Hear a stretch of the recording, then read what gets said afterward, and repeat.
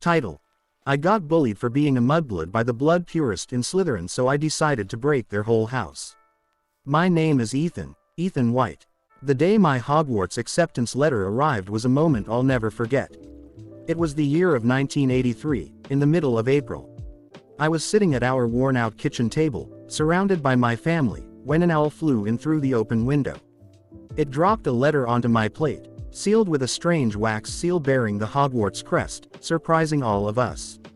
I carefully opened the letter, my heart racing with excitement and disbelief as I struggled to make sense of the unfamiliar words on the parchment.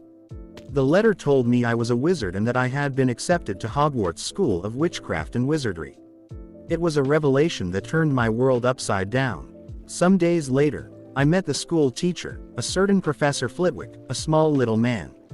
He took my parents and I to Diagon Alley, an amazing place I'd never thought I would ever see in my life. Being a wizard sounded very exciting to me at the time.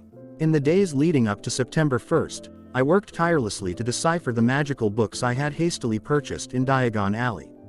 I knew I wasn't a genius, but I made up for it with sheer determination and hard work. I pored over every page, trying to absorb as much knowledge as possible before the start of term.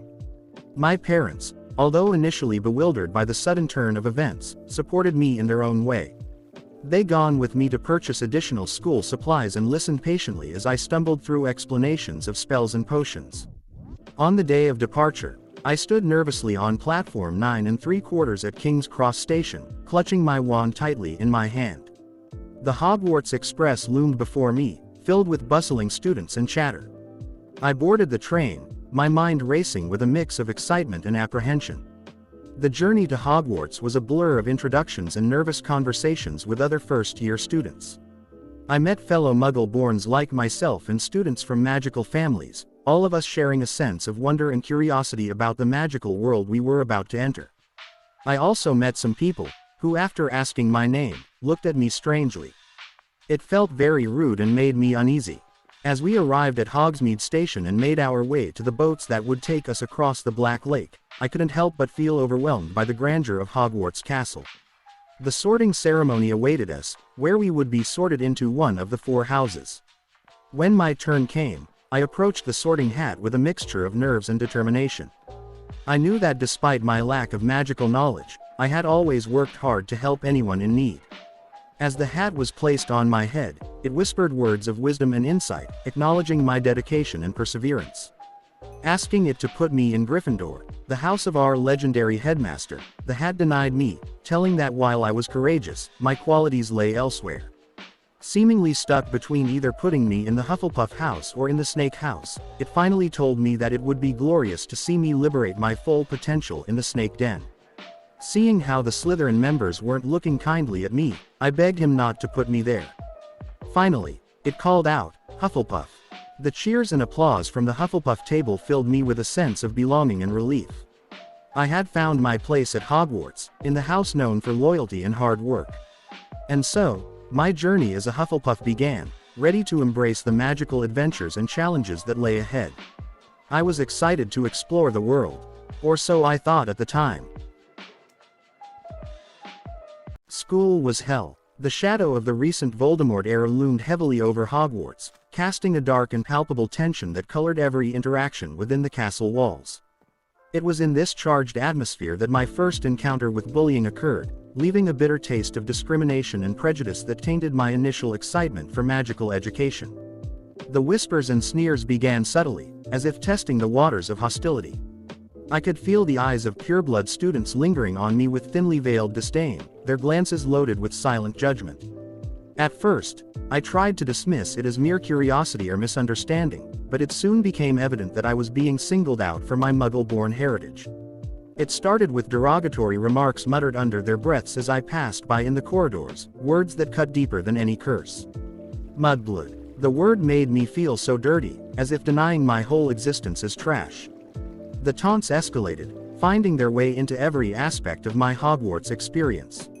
My textbooks were defaced with crude drawings and insulting messages, my belongings mysteriously vanished or were tampered with, and hexes and jinx were cast upon me when I least expected it, leaving me in humiliating and sometimes dangerous situations. No one did anything, all turning blind eyes, protecting themselves. One particularly brutal incident occurred during a defense against the dark arts lesson. As the class was practicing casting protective spells, I found myself paired with a pureblood student who made no effort to conceal his disdain for my presence.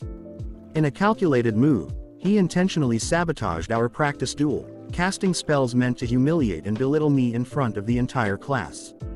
The laughter and jeers that followed were like daggers to my pride, highlighting my vulnerability and isolation in a hostile environment.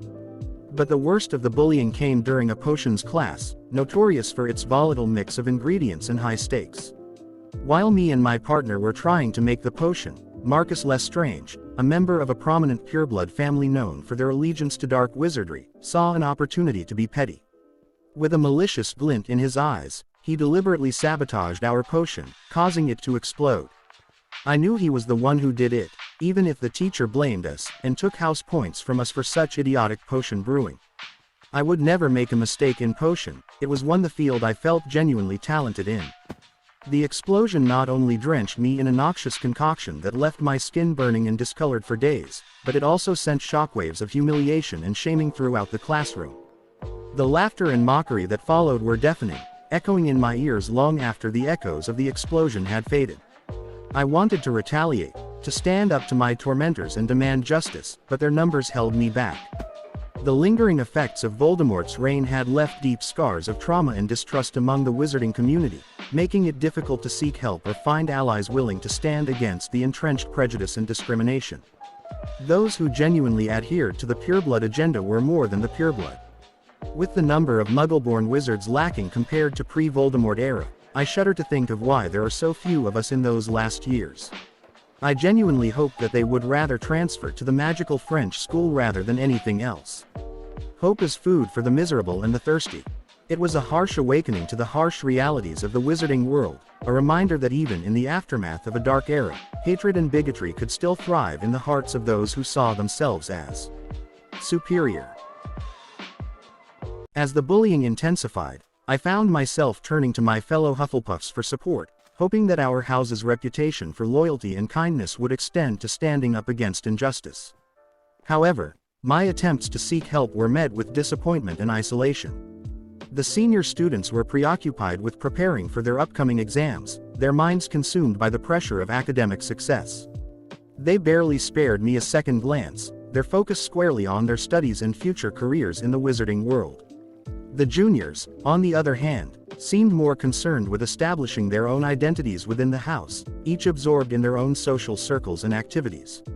Even my own dormitory mate, who I had hoped would be a source of camaraderie and support, began to avoid me. It was a stark realization that I was truly alone in facing the relentless torment of my bullies. The breaking point came during a particularly vicious attack, where I was hit with a bone-breaking curse that left me writhing in agony. The sudden violence of the spell alarmed the nearby teacher, who rushed to my aid and summoned the school nurse. But because I couldn't identify the perpetrator, the school was plunged into a tense and uneasy atmosphere for the following weeks. The incident had repercussions beyond just the physical pain. Other classmates, resentful of the disruption and the negative attention brought upon them by the teachers, began to distance themselves from me. I could feel the weight of their judgment and resentment, even though I was the victim of a cowardly attack. While the overt spell harassment ceased under the heightened vigilance of the teachers and staff, the verbal abuse and taunts only grew worse. The bullies, emboldened by the lack of consequences for their actions, found new ways to torment me, using words as their weapons of choice. I felt trapped in a cycle of fear and despair, unsure of who to trust or where to turn for help. The once welcoming halls of Hogwarts now felt suffocating. As the bullying at Hogwarts escalated, I knew I needed more than just determination to survive. I needed a way to protect myself, to hide in plain sight and diminish my presence to avoid becoming a constant target. The problem was, the spell I needed, the disillusionment spell, was a 6th year spell, far beyond my current capabilities. But waiting until 6th year was not an option. I didn't think I could survive even half a year under the constant threat of attacks and humiliation. My talent in potions was now well known among my peers, but my skills in charms and transfiguration were average at best. However, what I lacked in innate talent, I made up for with a will of steel and a relentless drive to work hard.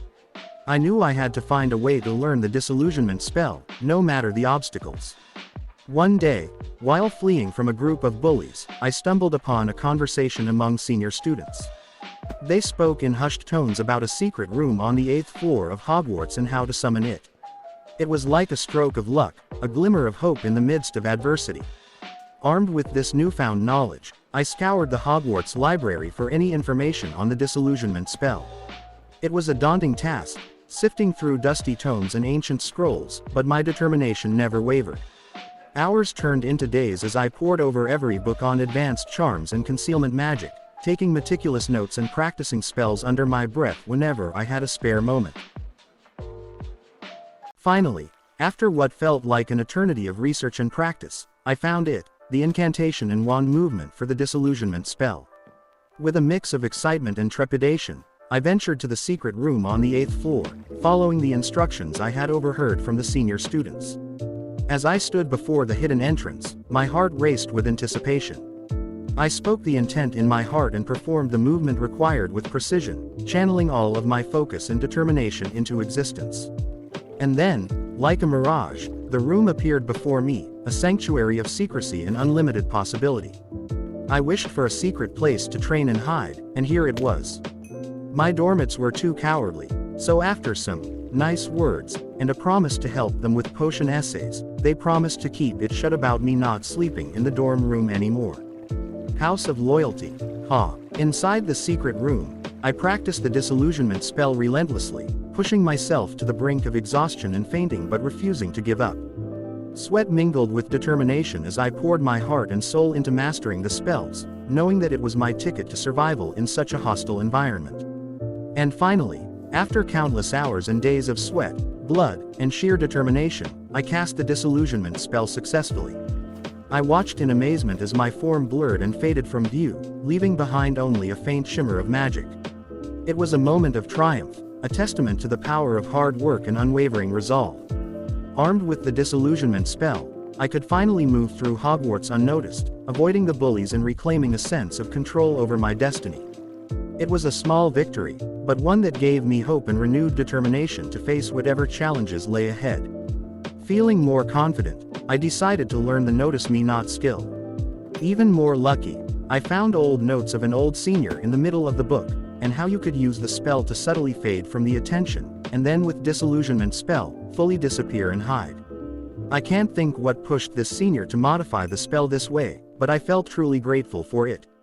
It's time for next phase of the plan.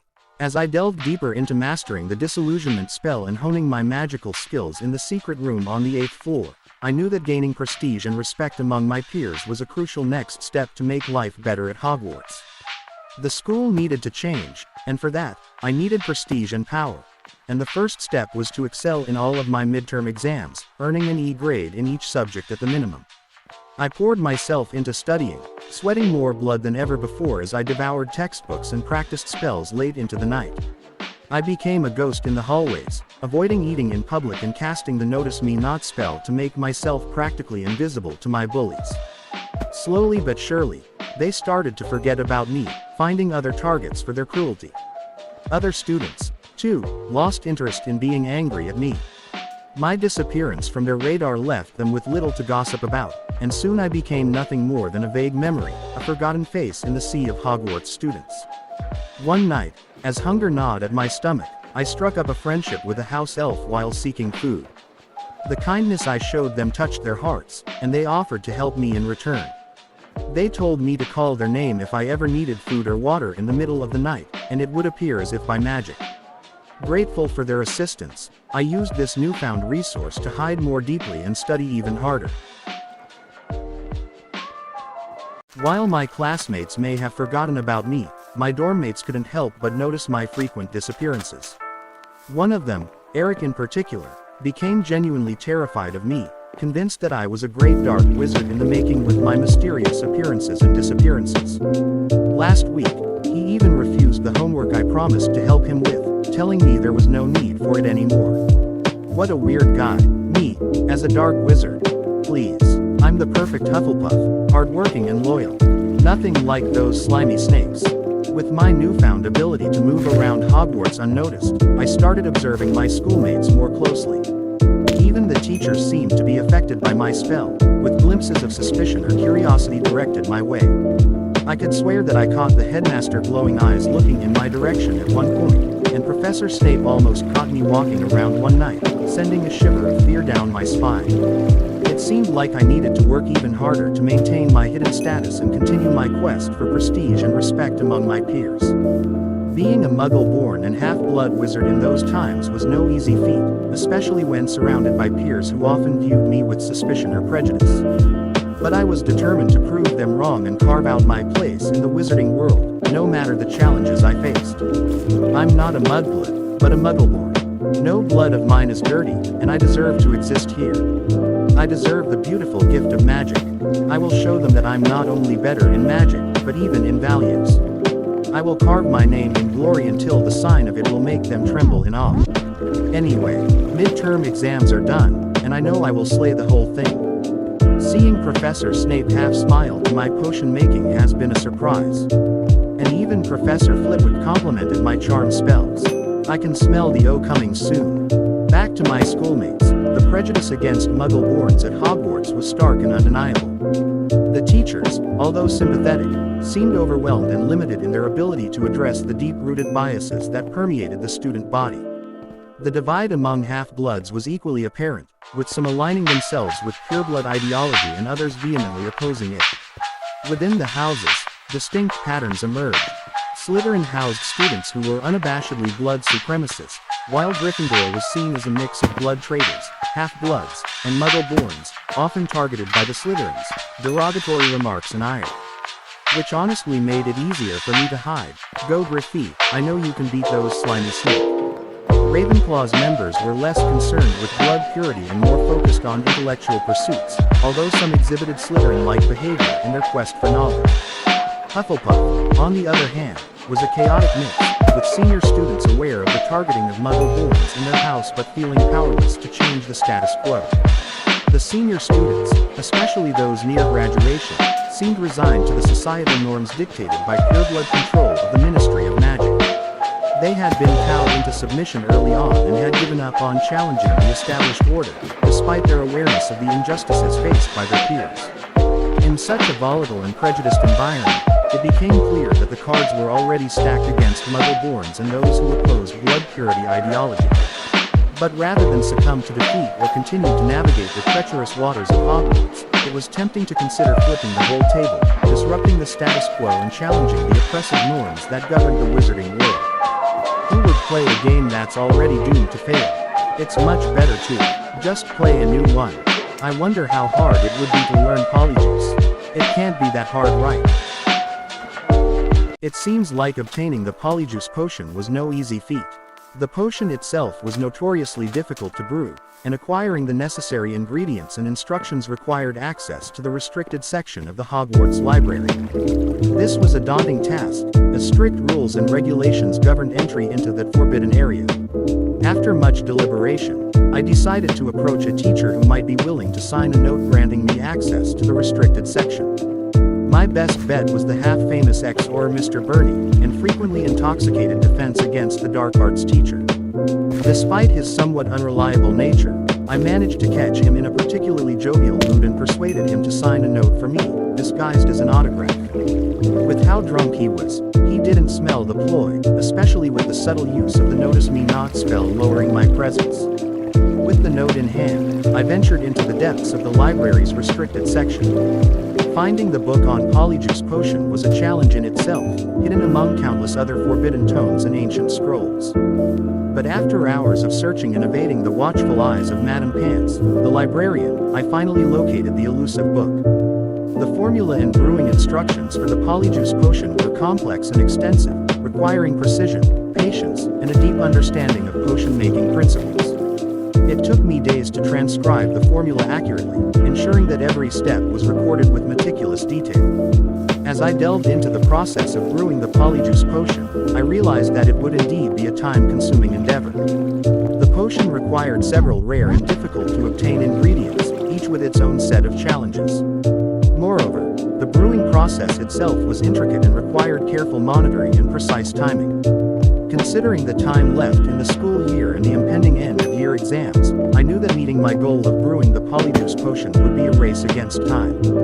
However, I remained determined and focused, confident that with enough dedication and effort, I could achieve my objective before the year's end. Now I just need to get the ingredients.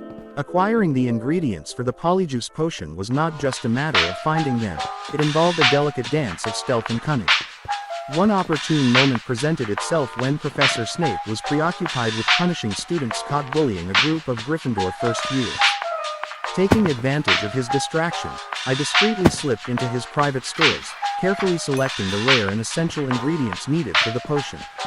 The air in Snape's stores was thick with the scent of various magical ingredients, each vial and jar meticulously organized and labeled.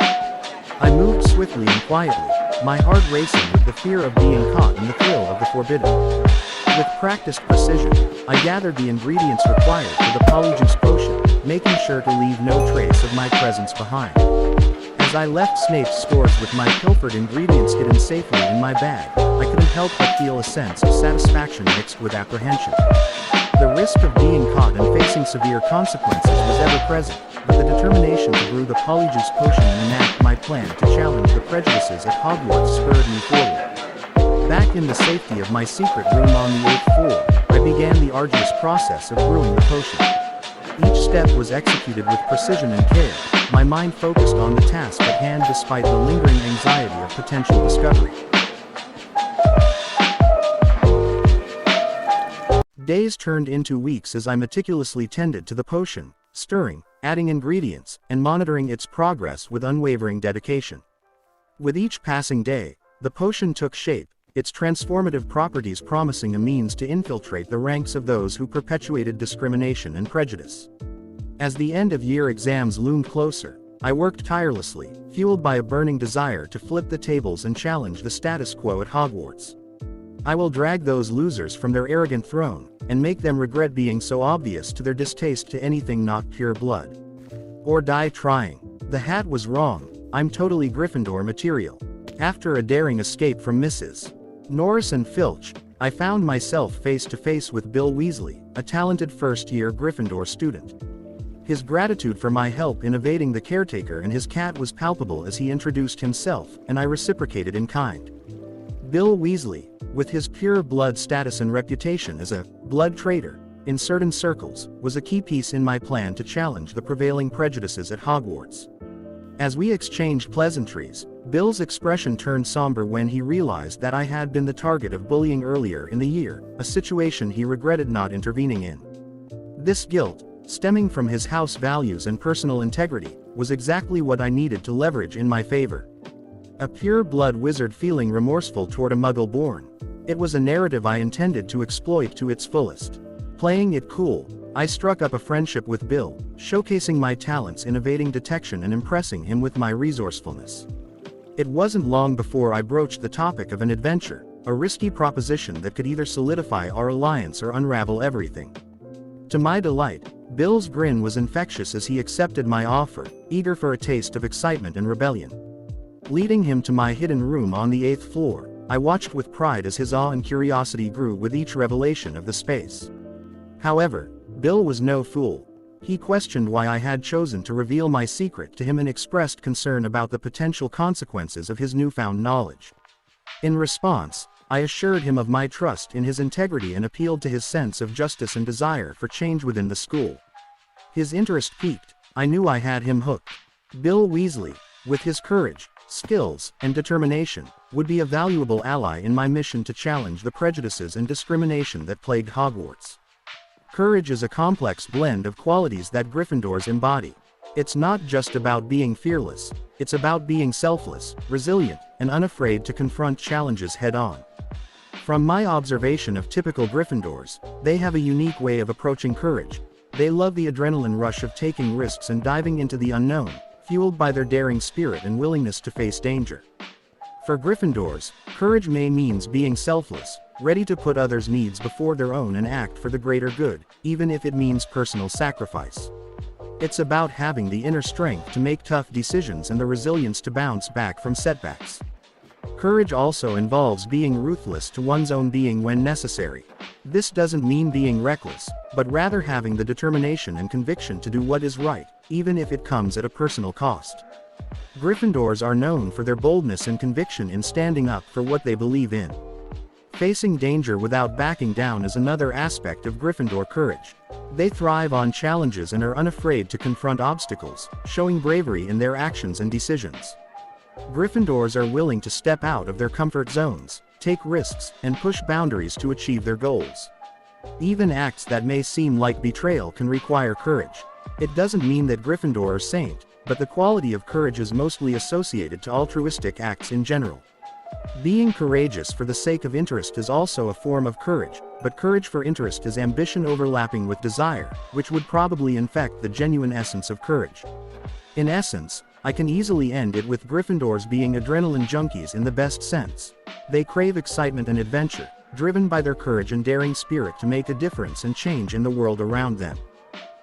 A pure Slytherin would want to rule the world, while changing it.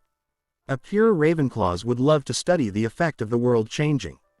A pure Hufflepuff would work hard so that his comrades are able to realize the world they want to make. While a pure Gryffindor would probably set the fire of revolution and enjoy the thrill of danger.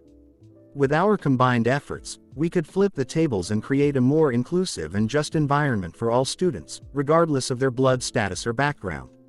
My pure work ethics and those lions adrenaline junkies. Perfect. As the school year progressed, I found myself excelling in my studies, achieving top grades in most exams and even earning outstanding O marks in certain subjects. These accomplishments didn't go unnoticed by my teachers or fellow students, marking pivotal moments where my talents and skills shone brightly.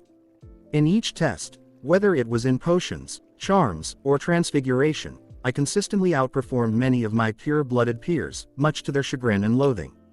The surprise on the faces of my classmates was palpable as they realized that a Muggle-born student could surpass them academically. The recognition from teachers came in the form of praise for my dedication, hard work, and exceptional understanding of magical theory and application. Professor Flitwick, impressed by my prowess in charms, commended my precise wand movements and innovative spellcasting techniques. Professor McGonagall, known for her strict standards, acknowledged my exceptional grasp of transfiguration theory and practical skills, earning me high praise and encouragement to continue pushing my limits. And lot of house points.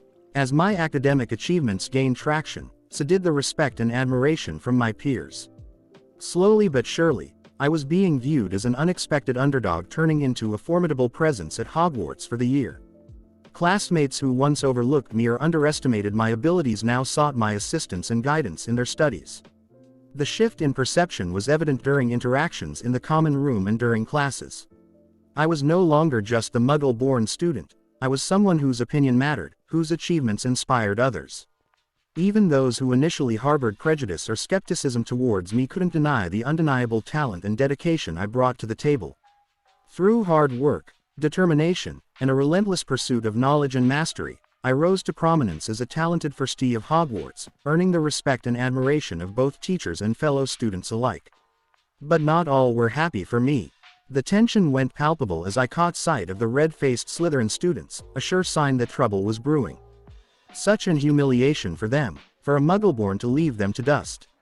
Knowing that confrontation was imminent, I quickly made my escape after the shared class with the Slytherins, only to find myself pursued by 5 snakes from the opposing house.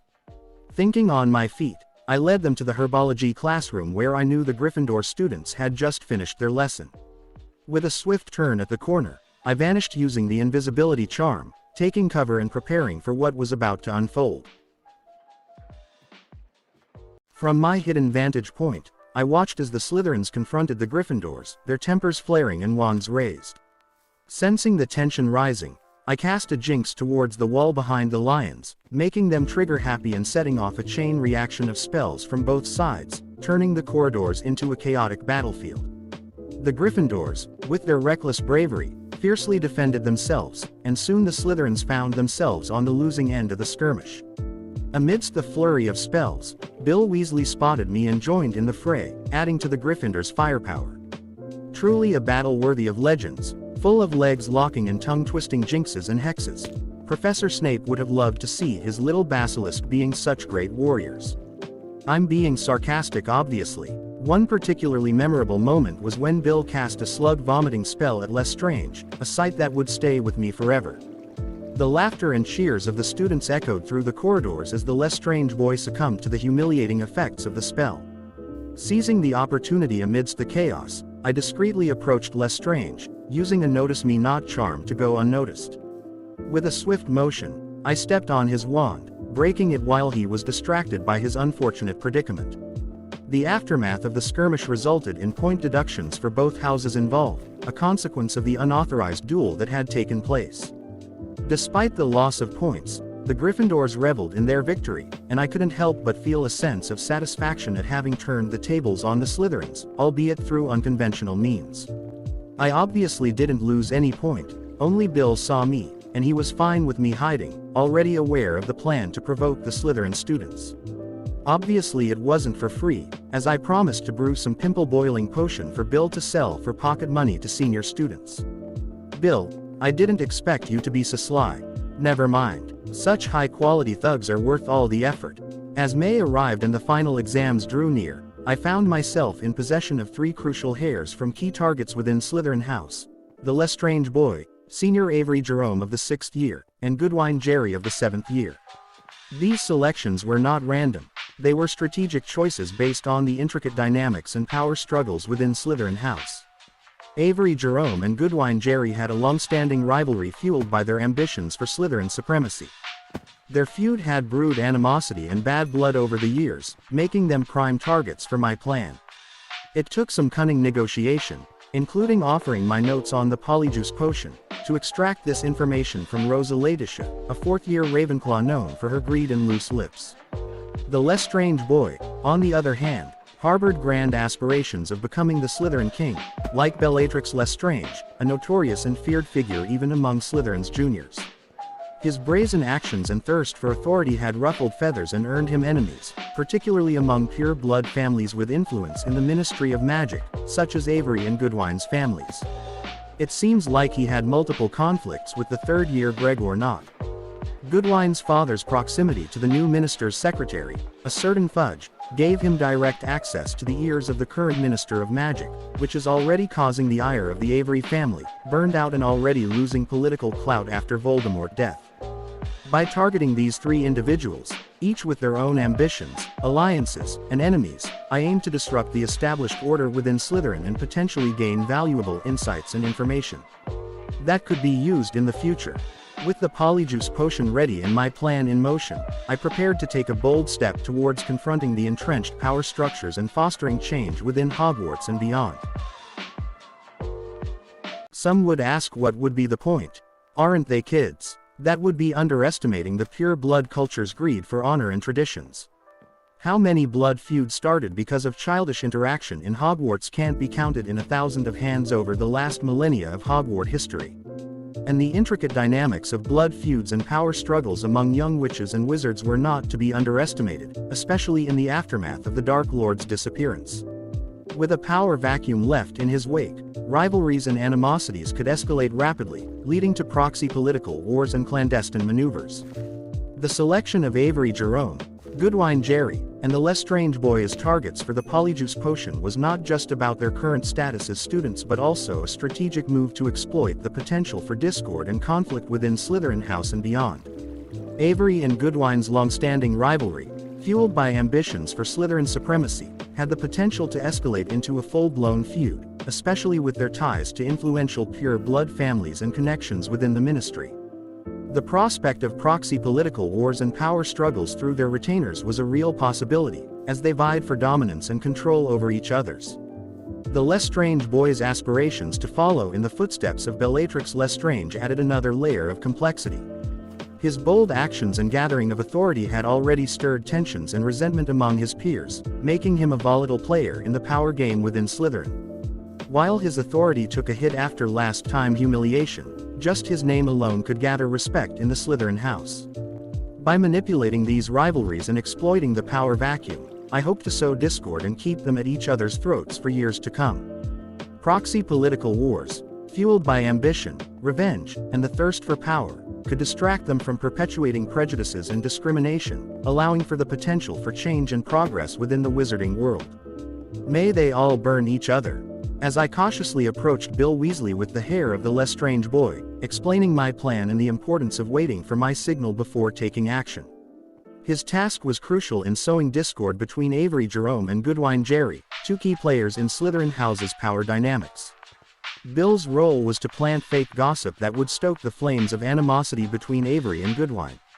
Using the Lestrange boy's hair, Bill would masquerade as a reliable source and inform Goodwine Jerry about a fabricated comment from Avery Jerome, alleging that Goodwine's mother was a dirty mudblood, and thus kept away from high society gatherings. This inflammatory piece of misinformation was designed to provoke Goodwine and escalate tensions between the two rivals. Meanwhile, I prepared to use the Polyjuice potion with Goodwine Jerry's hair to assume his form. In this guise, I would approach Josie Dolores, a trusted confidant of Avery Jerome, and spin a false tale about Avery's lineage. I would claim that Avery's father had produced a squib in a previous generation, suggesting mediocre magical abilities and hinting at impure bloodlines, which could explain why there was only one young Avery of notable talent in their family. These carefully crafted deceptions aimed to exploit existing tensions, sow seeds of doubt and discord, and ultimately pit Avery and Goodwine against each other in a bitter feud. By leveraging their vulnerabilities, insecurities, and pride, I hoped to keep them distracted and focused on internal conflicts until they explode. It was hard to believe that our plan had worked so smoothly, just days before the exams. Avery's previous attempts at similar tactics had laid the groundwork, making Goodwine Jerry more susceptible to the fabricated gossip. With Lestrange incapacitated and confused, we executed our plan with precision. Using Lestrange's wand, I created chaos by casting a cutting spell in Nott's room and then discreetly exiting, ensuring that others witnessed my departure. The expectation was that Professor Snape would investigate Lestrange's last used spell, a trick I had learned from Bill's knowledge. The aftermath was like a full-scale Ragnarok within Slytherin House. The chaos and frenzy that ensued left Professor Snape visibly furious, a sight that sent chills down our spines.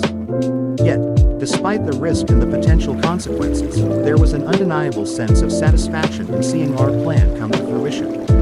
Bill was exhilarated by the rush of our actions, though he couldn't share the details with others. He mentioned how unsung heroes are often cooler anyway. As the end-of-year exams concluded amidst the chaos and turmoil within Slytherin House, a significant shift occurred.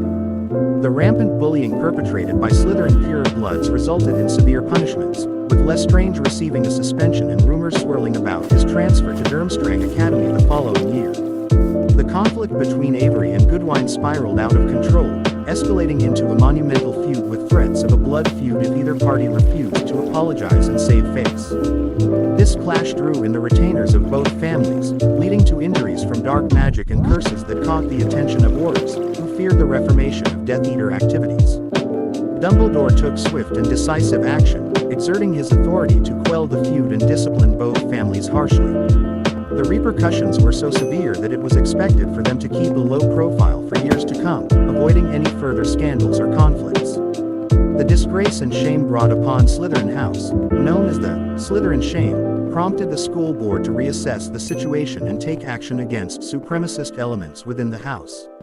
With Dumbledore's stern gaze and influence, the board members quickly bowed to pressure, leading to a restructuring that saw Muggle-born friendly families taking prominent positions. Amidst the tumultuous events, I couldn't shake off a nightly visit that served as a stark reminder of the consequences of my actions. It became apparent that my fortunate encounters were not merely coincidences but orchestrated surveillance under the keen eye of the headmaster. Despite the unnerving visit, I found solace and contentment in achieving my goals. Bill shared in my happiness, and even the headmaster seemed pleased with the outcomes. While I lamented not being able to exploit the situation further, particularly the fact that there are still pureblood supremacists in the Snake Den, I recognized that life had become significantly easier and more welcoming for Muggle-born students at Hogwarts. Now I can fully focus on the Hufflepuff house, using a gentler method this time. I have no desire to see the headmaster visit me at night again. It's just a shame I couldn't milk those Lions thugs even more. They make life much easier. It also seemed that I'm famous as the ghost of the Hufflepuff. I wonder why. Bill loved to call me, the snake in a puff skin.